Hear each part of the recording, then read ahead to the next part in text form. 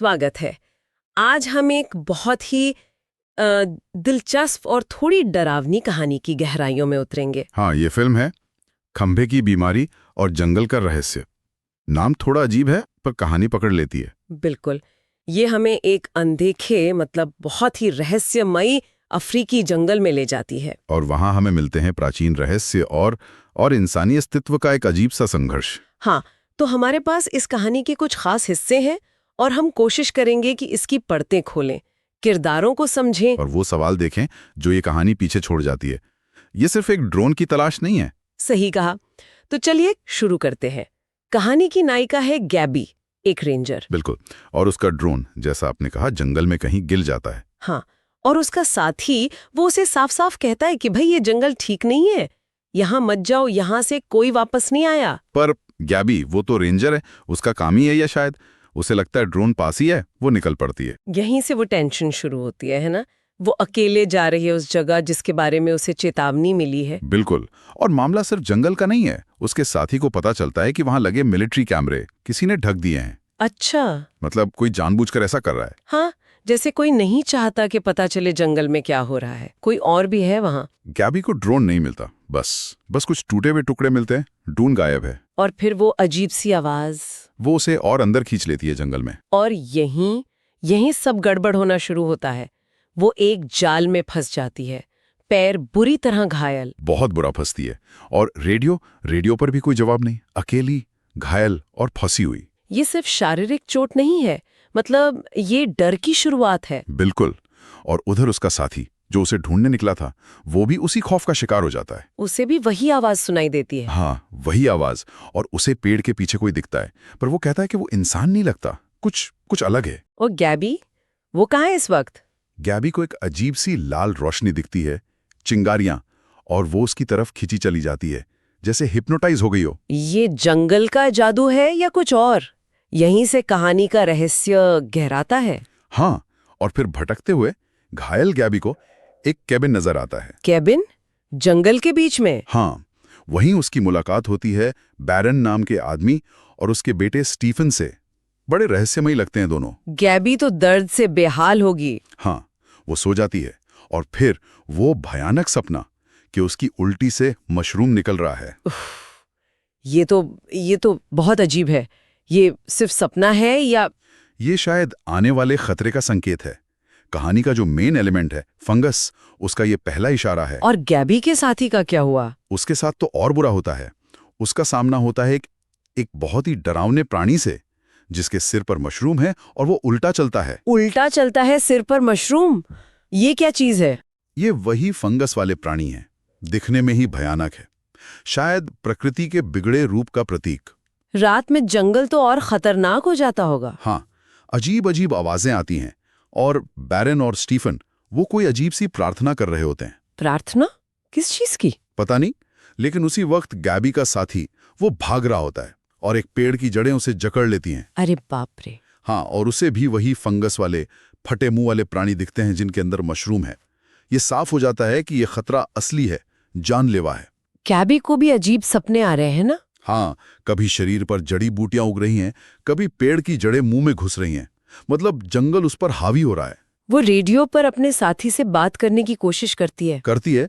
पर वो सिर्फ अपना नाम लेता है, अजीब तरह से, जैसे दिमाग काम नहीं कर रहा। और फिर हमें उसका अंत दिखाया जाता है। क्या होता है? उसका शरीर पूरा का पूरा फंगस और मशरूम से ढका हुआ है। वो फंगस उसे खा गया है एक तरह से। तो ये फंगस, ये बस कोई बीमारी नहीं है? नहीं, ये एक परजीवी शक्ति है। ये इंसानी शरीर पर कब्जा कर लेती है। यही कहानी का असली हॉरर शुरू होता है। और फिर कैबिन पर हमला होता है। हाँ, वही फंगस वाले प्राणी आ जाते हैं। बैरन बताता है कि ये देख नहीं सकते पर आवाज सुनकर आते हैं। इस हमले में बैरन और स्टीफन का क्या रोल रहता है? वो लड़ते हैं, उन्हें जंगल के नियम पता हैं। स्टीफन तो एक प्राणी से गैबी की जान भी बचाता है। अच्छा, मतलब उनमें थोड़ी इंसानियत है। हाँ, स्टीफन में तो है, बैरन थोड़ा अलग है।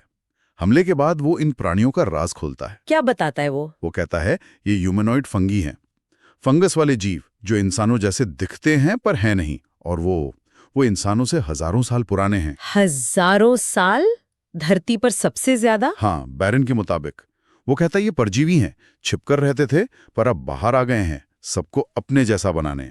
बाप रे, ये तो बिल्कुल अलग नजरिया है। हाँ, बैरन इंसानों को मूर्ख समझता है। शायद वो इन फंगस को प्रकृति की असली ताकत मानता है। और इसी बीच गैबी को पता चलता है कि उसे भी संक्रमण हो गया है। हाँ, उसके शरीर पर भी वो फंगस उगने लगता है। वही चीज जो उसके साथी को हुई थी, उसका डर अब हकीकत बन गया है। तो बैरन और स्टीफन क्या करते हैं? वो उसे फौरन जंगल से जाने को कहते हैं। स्टीफन बहुत उदास होता है। उसे शायद गैबी से लगाव हो गया है। हाँ, वो जाने से पहले उसके हाथ को चूमता है, या शायद वो संक्रमण हटाने की कोशिश करता है, पता नहीं। बहुत मार्मिक सीन है वो। लेकिन बाहर निकलते हुए गैबी के सामने एक और खौफनाक सच आता है। क्या? उसे अपने साथी का शरीर मिलता है। वो अभी भी जिंदा है, फंगस से ढका हुआ, और मरने की भीख मांग रहा है। हे भगवान, ये तो बहुत ही भयानक है। हाँ, बहुत विचलित करने वाला। गैबी उसे बचाना चाहती है, पर बैरन कहता है ये लाइलाज है। वो उसे मारना चाहता है। क्या? मारना चाहता है? हाँ, शायद दया मृत्यु देना चाहता है। लेकिन साथी खुद ही वो बैरन के तीर के सामने आकर अपनी जान दे देता है। ओह, इस सब चीख पुकार से तो वो प्राणी आ जाते होंगे। हाँ, बिल्कुल।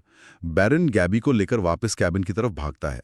स्टीफन गैबी को वापस देखकर खुश होता है। उनके बीच कुछ है ना, स्टीफन और गैबी के बीच? हाँ, एक कनेक्शन बन रहा है। पर रात में गैबी का संक्रमण तेजी से बढ़ता है। उसे लगता है कि बैरन के पास जो मशरूम है, शायद वही इलाज है। और अगली सुबह कुछ अहम होता है। हाँ, बैरन पेड़ की पूजा करके स्टीफन को एक मशरूम खिलाता है, शायद संक्रमण से बचने के लिए। पर स्टीफन वो चुपके से वो मशरूम गैबी को दे देता है। क्या, अपने पिता के खिलाफ जाकर? हाँ, ये स्टीफन का पहला बड़ा विद्रोह है। वो गैबी को बचाना चाहता है। क्या मशरूम काम करता है? हाँ, गैबी का संक्रमण पूरी तरह ठीक हो जाता है। चमत्कार जैसा लगता है। तो अब वो वापस जा सकती है? यही मुश्किल है। शहर में इस बीमारी का क्या इलाज होगा? शायद कोई नहीं। तो वो फैसला करती है कि वो जंगल में ही रहेगी। जंगल में? उन प्राणियों के साथ? हाँ, स्टीवन बहुत खुश होता है। अब गैबी का एक तरह से ट्रांसफॉर्मेशन शुरू होता है। वो जंगल का हिस्सा बनने की कोशिश करती है। स्टीवन उसे सिखाता है? हाँ, शिकार करना, तीर चलाना। उनका रिश्ता और गहरा होता है। फिर स्टीवन उसे उस विशाल पेड़ के पास ले जाता है। वही पेड़ जिसे गैबी ने सपने में देखा था और जिसकी बैरन पूजा करता है? बिल्कुल। वो पेड़ जंगल के रहस्य का केंद्र लगता है। गैबी अब बैरन और स्टीवन के धर्म का हिस्सा बनना चाहती है। क्या मतलब? वो उनकी तरह जीना चाहती है, उनके विश्वास को अपनाना चाहती है। बैरन पहले हिचकता है, फिर मान जाता है। फिर वो रस्म होती है? हाँ, एक अजीब रस्म।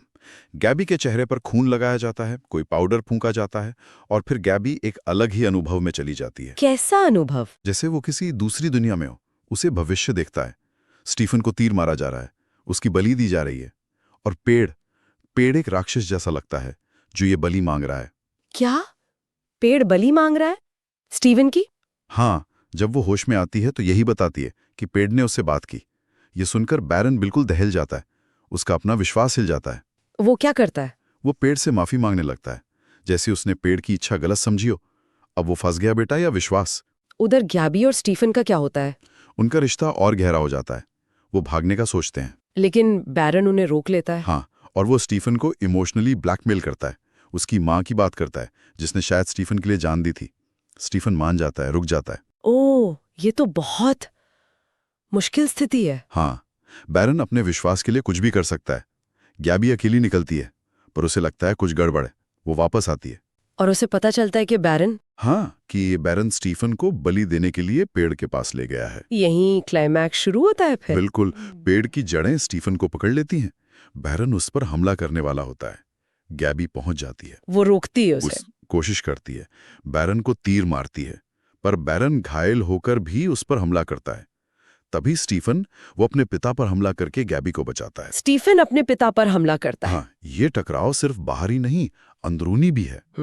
फिर फंगस प्राणी आ जाते हैं। स्टीफन उनसे लड़ता है। और बैरन? बैरन गैबी को घसीटकर पेड़ के पास ले जाता है, कुल्हाड़ी उठाता है। तभी स्टीफन पीछे से आकर अपने पिता को तीर मार देता है। स्टीफन अपने पिता को मार देता है? हाँ, पिता आखिरी बार उसे बहकाने की कोशिश करता है, पर और प्राणी आते देख गैबी स्टीफन को खींच कर ले जाती है। वो बैरन को वहीं मरने के लिए छोड़ देते हैं। और वापस कैबिन आ जाते हैं। क्या आप सब ठीक हो जाता है? नहीं, कहानी का अंत और भी दुखद है। केबिन में गैबी को फिर से संक्रमण के लक्षण दिखने लगते हैं। फिर से? वो मशरूम, वो इलाज नहीं था? शायद सिर्फ अस्थायी राहत थी। उधर बैरन मरते मरते खुद संक्रमित हो जाता है। वो पेड़ से दवा मांगता है, जिसे वो अपनी पत्नी समझता है। पेड़ उसकी पत्नी है? वो विशाल फंगस प्राणी? हाँ, ऐसा लगता है। कहानी ये इशारा करती है, पर पत्नी पेड़ उसे दवा नहीं देती है। बैरन पूरी तरह फंगस प्राणी बन जाता है। और गैबी का संक्रमण? वो भी लाइलाज रूप से फैल जाता है। उसका पूरा शरीर बदल रहा है। दर्द इतना है कि वो बर्दाश्त नहीं कर पाती। तो वो क्या करती है? वो स्टीफन से कहती है कि उसे मार दे। क्या? स्टीफन से? हाँ, असहनीय पीड़ा से बचने के लिए। स्टीफन के लिए ये कितना भयानक होगा। जिस लड़की को उसने बचाया, जिसके लिए पिता को मारा, उसे मारना। क्या स्टीफन ऐसा करता है? हाँ, भारी मन से वो गैबी की पीड़ा खत्म कर देता है। अब स्टीफन बिल्कुल अकेला रह गया जंगल में। हाँ, उसे लगता है यहाँ अब कुछ नहीं बचा। वो बाहरी दुनिया की तरफ निकल पड़ता है। लेकिन एक पोस्ट क्रेडिट सीन भी है ना? हाँ, जो सब कुछ बदल देता है। स्टीफन एक होटल में है, खाना खा रहा है। सामान्य लग रहा है। हाँ, पर जैसे ही वो खाना छोड़ता है, उस पर फौरन फंगस उगाता है। मतलब स्टीफन भी संक्रमित है। हाँ, शायद उसे पता भी नहीं। वो अनजाने में उस संक्रमण को इंसानी दुनिया में ले आया है। ओह, तो जंगल का खतरा अब बाहर आ गया है। यही वो सवाल है जो कहानी हमारे लिए छोड़ जाती है। अंत बहुत अस्पष्ट है और डरावना भी। तो ये थी खंबे की बीमारी और जंगल का रहस्य की कहानी। डर, अस्तित्व, प्रकृति और इंसानी रिश्तों की एक बहुत ही उलझी हुई तस्वीर। बिल्कुल। ये हमें सोचने पर मजबूर करती है कि प्रकृति के सामने इंसान कितना छोटा है और क्या हम उसके संतुलन को बिगाड़ रहे हैं। बैरन का रास्ता भले ही क्रूर था, पर क्या उसके विचारों में प्रकृति को लेकर कोई गहरी सच्चाई थी? कह नहीं सकते। कहानी जवाब नहीं देती, सवाल खड़े करती है। प्रकृति की शक्ति, उसके रहस्य और इस दुनिया में हमारा असल स्थान क्या है? ये कुछ ऐसे सवाल हैं जो इस कहानी को देखने के बाद यकीनन सोचने पर मजबूर करते हैं।